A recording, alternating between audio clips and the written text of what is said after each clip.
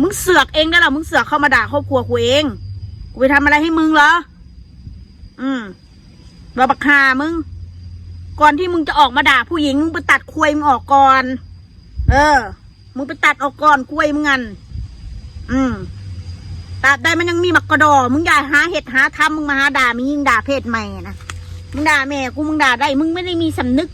ทำหาเลยหรอมึงทำท่าว่ามึงรักแม่มึงทำท่าว่ามึงปกป้องแม่จริงนะมึงไม่ได้สำนึกหาเลย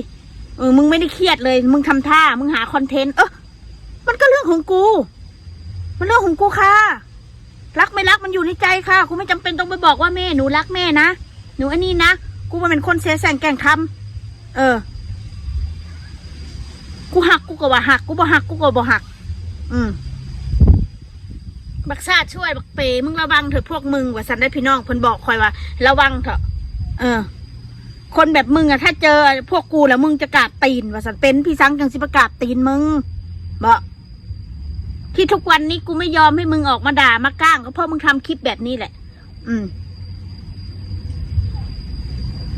ไผมันมาจ้างมึงออกมาด่ากูนะแล้วผู้ใดเป็นคนบงการมึงมาว่าบักเปมาบงการกูเนี่ยไผจะมาบงการมึงคือคุยแถมมึงไม่ได้กินเข่ามึงกินหญ้าบ่ฮะบักสันดาน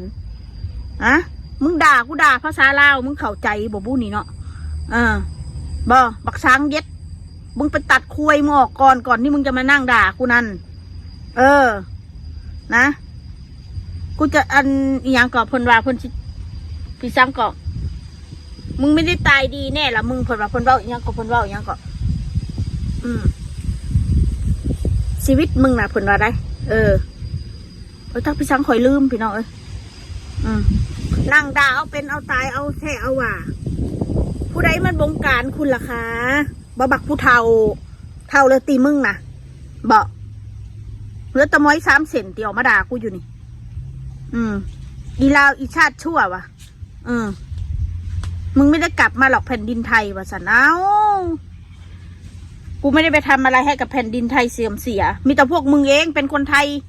เฉพาะคนโดยเฉพาะมันนะพี่น้องเฉพาะกลุ่มพวกมันนะคดีเก่ายังไม่วายคดีใหม่จะเข้ามาอีกวะสันโอ้แต่พวกคุณนะทำนะไม่ได้คิดว่าตัวเองเนี่ยทำผิดเลยเหรอคะถ้ากูเอาเสียงมึงเปิดได้กูจะเอาเสียงมาเปิดให้ท่านผู้ชมเบิ่งว่าผู้ใดมันด่าผู้ใดก่อนผู้ใดมันเหตุจะผู้ใดก่อน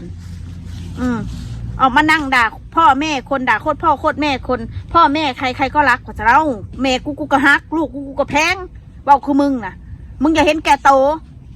ในเมื่อมันด่ามาแบบนี้ก็ด่ากลับมันก็แฟร์ก็แฟร์ไงถ้ามึงคิดว่ามึงแฟร์แล้วมึงจะเอากูไปด่าอะไรกันนักกันหนากูถามมึงเนี่ยดู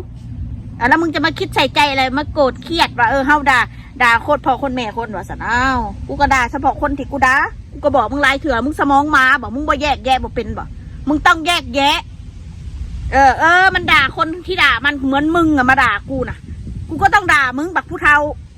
บักคามึงบักซาดซัว